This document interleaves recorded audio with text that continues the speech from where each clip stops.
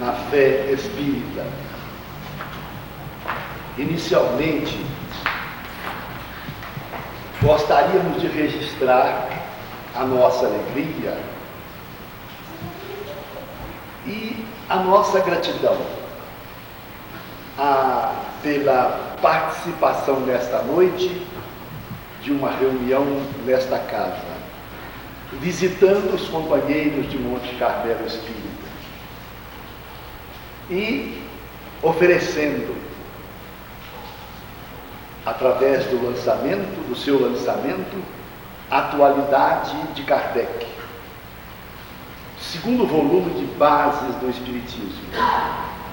E gostaríamos também de agradecer a espiritualidade, através dos corações bondosos dos companheiros desta terra, a oportunidade de meditar alguns dos seus princípios.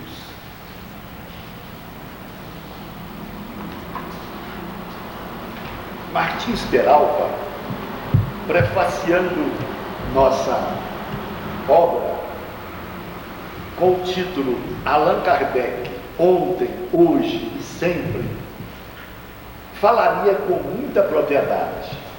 O corpo doutrinário kardeciano, estruturado a partir de 18 de abril de 1857, quando ocorreu a publicação por Allan Kardec em Paris, França, do Livro dos Espíritos, monumental edifício filosófico do Espiritismo, o corpo doutrinário kardeciano mantém na atualidade a mesma solidez, a mesma segurança e coerência dos primeiros tempos.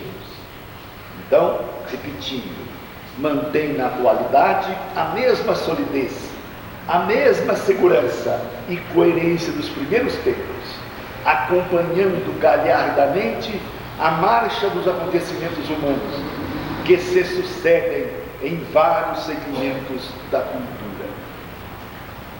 A afirmativa de Martins Peralta, que está no prefácio do segundo volume de Bases do Espiritismo, traz-nos um questionamento. Na verdade, se esta sua afirmativa significa que as bases do Espiritismo continuam as mesmas, portanto, com aquela mesma solidez e segurança, se elas continuam inalteráveis, como ficaria o Espiritismo face à lei de evolução? E isso é o que nós queremos inicialmente meditar. Como é que ficariam essas bases, já que tudo no universo e no próprio processo de conhecimento, tudo está sujeito à lei de evolução que segue tangenciando a perfeição? Como é que ficariam então as bases doutrinárias do Espiritismo face à lei de evolução? Estaria Kardec superado no tempo e no espaço? Esse é o questionamento básico de nossa obra. E nesse sentido, nós gostaríamos de meditar com os companheiros que efetivamente a posição do Espiritismo é dentro de uma dinâmica toda especial. Não significa dizer que o Espiritismo não estaria adotando ou não estaria inserido na lei de evolução, subordinado à lei de evolução. O que significa para nós a evolução doutrinada do Espiritismo? Nesse particular, nós vamos lembrar aqui que essa solidez, que essa estabilidade do Espiritismo não significa rejeição da lei de evolução. E não significa por quê? Porque a evolução da doutrina não se processa por adição de novas verdades. Não são novas verdades que vão surgindo para substituir essas bases doutrinárias do Espiritismo. Não significa, portanto, adição, acréscimo de novas verdades, mas simplesmente essa evolução quer dizer esclarecimentos progressivos das bases, dos princípios, dos postulados fundamentais do Espiritismo. Então, a lei de evolução se processa pelos esclarecimentos progressivos trazidos pela espiritualidade superior, através das vias mediúnicas. E nós vamos observar que esses esclarecimentos progressivos e não acréscimos de verdade, esses esclarecimentos têm chegado até nós a partir dos próprios escritores clássicos, que inspirados nos legaram obras monumentais. Leon Denis, Gabriel Delano, Agues-Jacob. Esses autores, efetivamente inspirados pela espiritualidade maior, já começaram a nos oferecer esses esclarecimentos progressivos dos princípios básicos. Permanecem os mesmos princípios, apenas são esclarecidos mais profundamente, na medida em que evolui aquele que aceita esses princípios fundamentais. Nesse particular, nós vamos observar a afirmativa constante do nosso livro. Kardec não está superado, continua tão válido como dos primeiros tempos. Apenas vamos encontrar um aprofundamento dos seus princípios básicos, quer dizer, dos princípios trazidos pelos Espíritos do Senhor. Não existe superação. É nesse sentido que direcionamos o nosso pensamento no segundo volume de Bases do Espiritismo. Então, nós vamos verificar ainda mais a presença desses esclarecimentos progressivos através da obra ciclópica mediúnica de Francisco Cândido Xavier, que, com mandato mediúnico, teve, por especialização de tarefas, ele teve então a incumbência de trazer para nós esse aprofundamento dos princípios fundamentais, através, portanto, dos livros que hoje estão alcançando então a casa das 400 obras ditadas pelos Espíritos. E nós poderíamos então, a partir daí, desse posicionamento, nós vamos verificar a questão, o princípio da vida futura, um dos postulados fundamentais da doutrina dos Espíritos. Vida futura, pedra angular das religiões. Deixamos isso bem claro em nossa obra. A vida futura constitui pedra angular das religiões. E para comentar esse princípio que continua tão atual como ao tempo de Kardec, nós poderíamos trazer a vocês a afirmativa de Emmanuel através do nosso companheiro Chico, na obra No Portal da Luz, recebida em Atafona durante uma semana, e na mensagem Por que Espiritismo, nós vamos encontrar a afirmativa seguinte: desde o século XIX, a ciência experimental e a filosofia especulativa partiram para novos empreendimentos, multiplicando descobertas e invenções que mudaram completamente a face externa dos povos. Entretanto, por outro lado, o sofrimento e a morte continuam os mesmos. O sofrimento e a morte continuam os mesmos. E o que é que nós constatamos na realidade? O extraordinário avanço do homem na área das suas conquistas materiais, com a ciência experimental, no campo do conhecimento puro, com a filosofia especulativa, oferecendo novos matizes no esclarecimento das verdades eternas. De qualquer forma, nós vamos verificar que, apesar dessa projeção material do homem na área da ciência experimental ou na área da filosofia pura, os fenômenos da morte e do sofrimento continuam realmente inarredáveis de experiência, continuam, como diz Emmanuel, os mesmos. Então, a vida futura que o Espiritismo nos oferece, a tese imortalista compreendendo a imortalidade da alma e a vida futura, esta tese imortalista efetivamente continua sendo, segundo o entendimento melhor dos nossos benfeitores espirituais, continua sendo a questão fundamental para o homem e para o seu destino. Daí porque a atualidade de Kardec se mostra patente. Nem a ciência, nem a filosofia, no processo do conhecimento, puderam oferecer solução para o problema da imortalidade da alma e da vida futura, com exceção, evidentemente, de alguns segmentos, como no caso da própria parapsicologia. Então, nós vamos verificar que a vida futura, um dos princípios fundamentais do Espiritismo, pedra angular de todas as religiões, que a proclamam, que afirmam que a alma é imortal, que a vida continua, esse princípio, ele constitui ainda ponto central de nossas preocupações, das preocupações do homem. E Allan Kardec, aí então nós adentramos uma obra, Céu e Inferno, que completou neste ano 130 anos, é isso? 130 anos.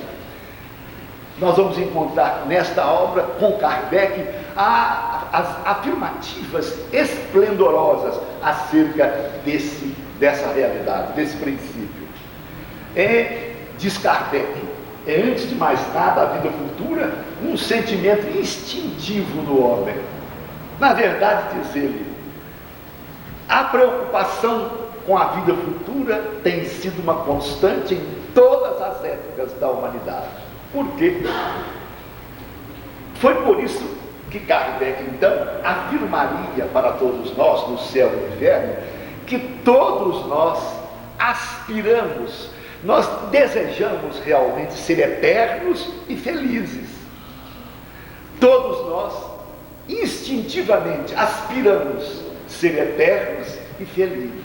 É um sentimento instintivo no homem e uma das principais preocupações da humanidade. E por isso mesmo, ele afirmaria, se nós aspiramos a ser eternos e felizes, então a ideia do nada após a morte do corpo físico repugna à razão, repugna aos nossos melhores sentimentos, repugna à razão. Ele questiona dessa forma para fundamentar a sua tese. Que necessidade teríamos, está lá no céu e no inferno, de nos esforçar para sermos melhores, inexistindo a vida futura? Que adiantaria esse esforço para sermos melhores, se a vida futura não é uma realidade? Inexistindo a vida futura, diz ele, o homem concentrará todo o seu pensamento em viver a vida egoisticamente. É então a consagração da tese materialista, ou seja, da ideia materialista. Assim, nós vamos verificar que, com Kardec do céu e inferno, a vida futura constitui não apenas um sentimento instintivo, constitui o ponto central do Evangelho. O ponto central do Evangelho. E nós recordaríamos a afirmativa que está no Evangelho segundo o Espiritismo. Repetindo João, capítulo 18, versículos 33, 36 e 37. Meu reino não é deste mundo. Se o meu reino fosse deste mundo, a minha gente houvera combatido para impedir que eu caísse nas mãos dos judeus. Mas o meu reino ainda não é aqui. Jesus apresenta a vida futura, todos nós sabemos aqui, como sendo o objeto das preocupações humanas, o principal objeto, o fim a que se destina a humanidade, o principal objeto das preocupações do homem. Aliás, a vida futura constitui o ponto central do Evangelho de Jesus, e nós podemos ver isto através de suas máximas, de suas sentenças, de suas parábolas. Em tudo e por tudo, a presença das referências à vida futura é um fato. E nesse sentido, nós lembraríamos que Jesus não detalhou a vida futura. Todos nós que estamos aqui sabemos disso. Ele apenas afirmou a sua realidade como um princípio da natureza. O detalhamento viria posteriormente, como nós todos estamos conscientes disso, através do Consolador prometido por Ele mesmo. Se me amais, guardai os meus mandamentos, e eu rogarei ao Pai, e Ele vos enviará o Consolador, que ficará eternamente convosco, que virá, portanto, esclarecer todas essas coisas que vos disse, e outras mais que desconheceis. Enfim, em essência, Ele promete o Consolador que viria detalhar a vida futura, demonstrar a imortalidade da alma, que o ser é indestrutível, que a individualidade permanece após a morte do corpo físico. E isso significa a continuidade da vida, ou seja, a vida futura. Então, nós vamos ver esta questão agora, em outros termos, ainda com Kardec, do céu e do inferno. Uma questão fundamental que vem através dos tempos e que, pela boca de Hamlet, Shakespeare questionaria: ser ou não ser? To be or not to be? That is the questions. Então, a pergunta continua desde tempos imemoriais.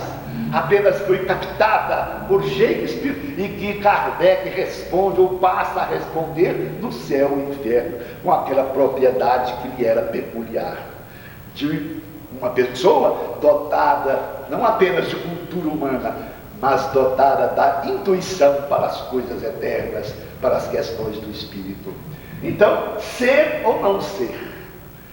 E Kardec no céu e inferno assim fala, e através do questionamento expresso dessa forma: ser para todo sempre ou nunca mais ser? Ser para todo sempre ou nunca mais ser?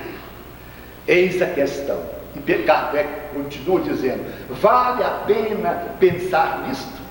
Aí nós vamos encontrar aqui,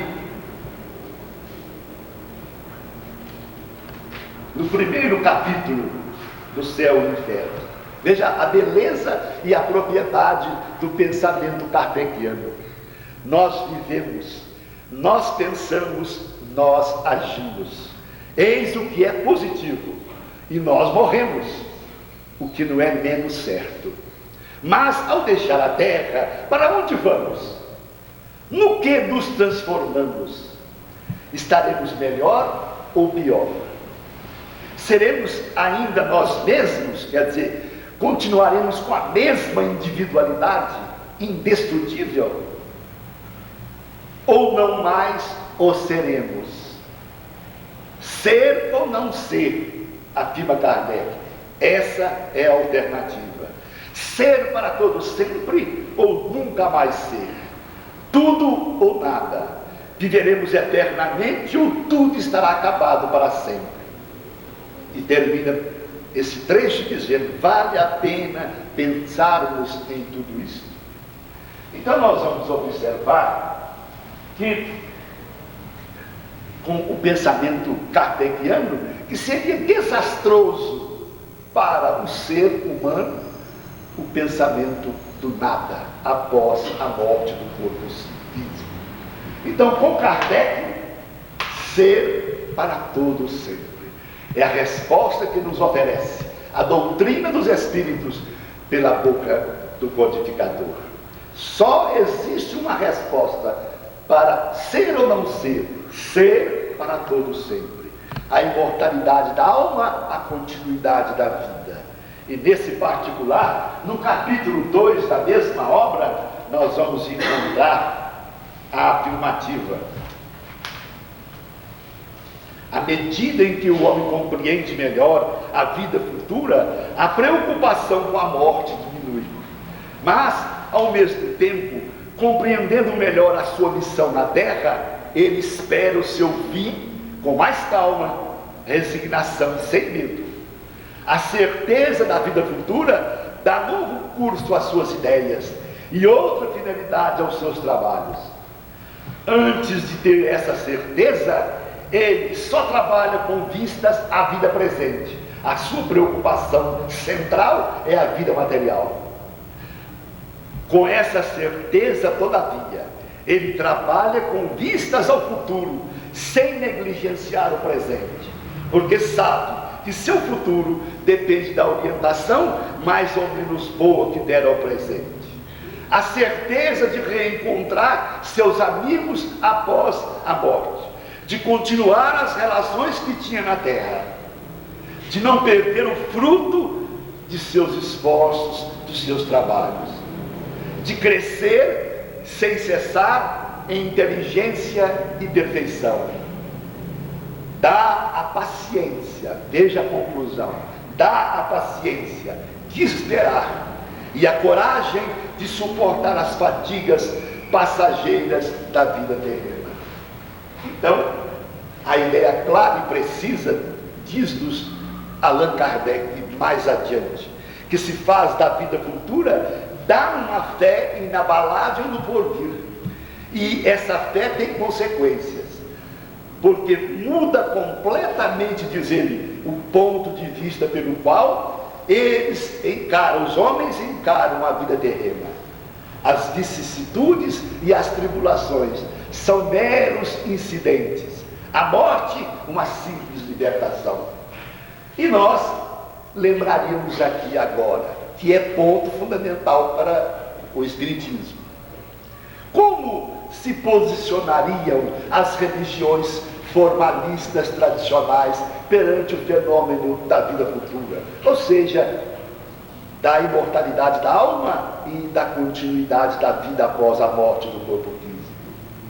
Nós sabemos que elas são impotentes para convencer a quem quer que seja a realidade da vida futura.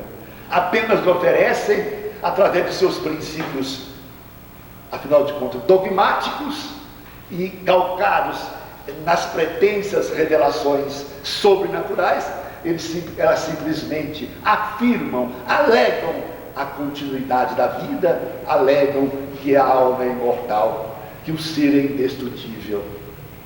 Simplesmente ficam no terreno das alegações. Então nós vamos recordar que os critérios de verdade que a humanidade conheceu no processo de conhecimento. O primeiro processo foi o religioso, que afinal de contas regeu a vida, direcionou a vida no processo de conhecimento por vários séculos. Tudo passava pela observação religiosa, dogmática. Tudo que estivesse de acordo com as diretrizes traçadas pelas igrejas tradicionais, evidentemente deveria ser considerado uma verdade, ainda que interpretadas ao pé da letra. As realidades, objeto de seus estudos, de suas afirmativas. Mas os séculos se sucederam, um novo critério surgiu, a história registra. Augusto Comte nos fala dos três estados: o estado religioso, o estado metafísico, o segundo, e em que agora o critério de verdade é o da razão, das criações a priori, dos princípios racionais estabelecidos. Tudo que estivesse de acordo com os princípios racionais seria uma verdade. Mas o tempo passou e desde o século passado nós vamos encontrar um outro critério de verdade, é o científico, ou o positivo. somente poderíamos aceitar como verdade aquilo que fosse comprovado experimentalmente. E as religiões formalistas tradicionais não têm onde se apegar nesse sentido. Só a doutrina dos Espíritos é que nos oferece a prova experimental da imortalidade da alma e a continuidade da vida. Então, por quê? Porque coloca o critério científico na sua base. O Espiritismo e as provas experimentais da tese imortalista. Aqui nós vamos verificar com Kardec que a vida futura não é mais uma simples hipótese de trabalho, é uma realidade. Através das vias mediúnicas, nós vamos encontrar, então, a explicação, o esclarecimento acerca dessa imortalidade da alma e da continuidade da vida após a morte do corpo físico. Então, diz Kardec, a situação das almas após a morte não se explica por meio de um sistema, mas com o resultado das observações. Enquanto as religiões tradicionais e formalistas apenas alegam que a vida, que a alma é imortal, o Espiritismo comprova essa imortalidade pelas vias mediúnicas. Da mesma forma, a vida futura, oferecendo-nos, portanto, um esclarecimento positivo acerca do posicionamento das almas, dos espíritos, após a morte do corpo físico. E de conformidade com aquela escala espírita de que o Livro dos Espíritos nos oferece, nos dá notícias. Os diversos posicionamentos da alma, de felicidade ou de infelicidade após a morte.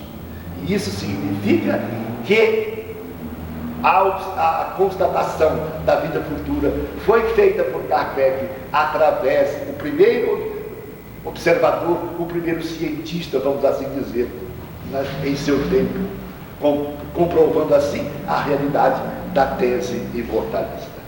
Foi por isso que nós encontramos no céu e no inferno, exatamente no item 4 do primeiro capítulo, a seguinte afirmativa do codificador: em face dessa situação, o Espiritismo vem opor um dique à invenção da incredulidade, servindo-se não somente da razão e da perspectiva dos perigos a que ela arrasta.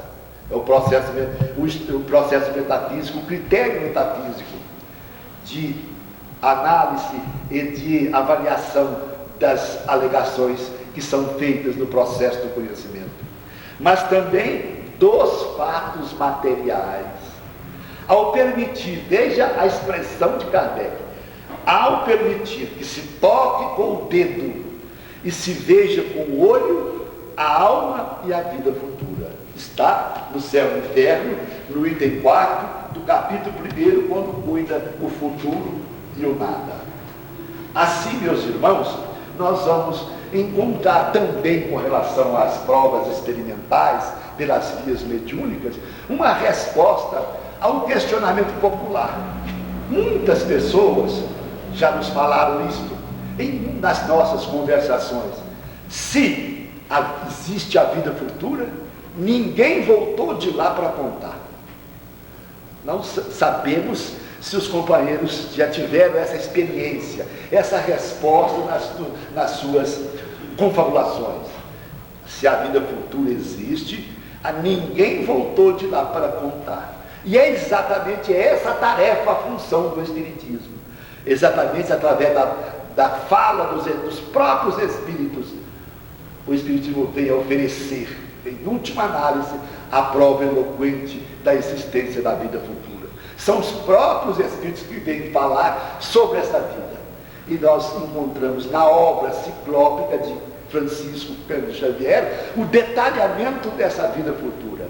Os detalhes aprofundados, quer dizer, a vida futura como princípio básico de Jesus, no seu Evangelho e do Espiritismo, ele é aprofundado pelos Espíritos, através principalmente da obra mediúnica de Chico Xavier. Mais recentemente, Nós observamos isso através das cartas de familiares, dos livros que Chico recebeu, oferecendo assim o posicionamento dos espíritos após a morte do corpo físico. Posicionamento de felicidade ou de infelicidade. Então, a tese imortalista se enriquece, principalmente a vida futura, enriquece-se com a contribuição mediúnica de Chico Xavier. Nesse sentido, nós poderíamos ainda falar sobre os benefícios da certeza na vida futura. Nós podemos simplesmente sintetizar esses benefícios. A libertação das consciências, consequentemente dando a serenidade ao homem, pela maneira como quem passa a encarar a vida quanto às suas vicissitudes e dificuldades terrenas. Segundo, o homem passa a dar importância aos bens materiais e todas as coisas que merecem, iniciando o seu desprendimento da vida material, por usar tudo com vistas ao seu progresso espiritual. O homem procura a sua melhoria íntima nas relações sociais. O homem passa a fazer o bem e a caridade por obrigação. Síntese desses benefícios. Então nós poderíamos lembrar aqui aquele benefício idealizado pelo próprio Allan Kardec, no céu e inferno. Nós vamos mostrar isso. Vamos lembrar aos companheiros essa idealização de Allan Kardec. Um jovem de 18 anos sofria de uma doença cardíaca que foi declarada incurável. O veredito da ciência havia sido: pode morrer dentro de 8 dias ou de 2 anos, mas não passará disso. O jovem ficou sabendo e logo abandonou tudo, inclusive seus estudos, e se entregou aos excessos de toda a sorte. Quando lhe mostravam quanto essa vida era perniciosa para a sua situação, ele respondia: que me importa, desde que só tenho 2 anos de vida?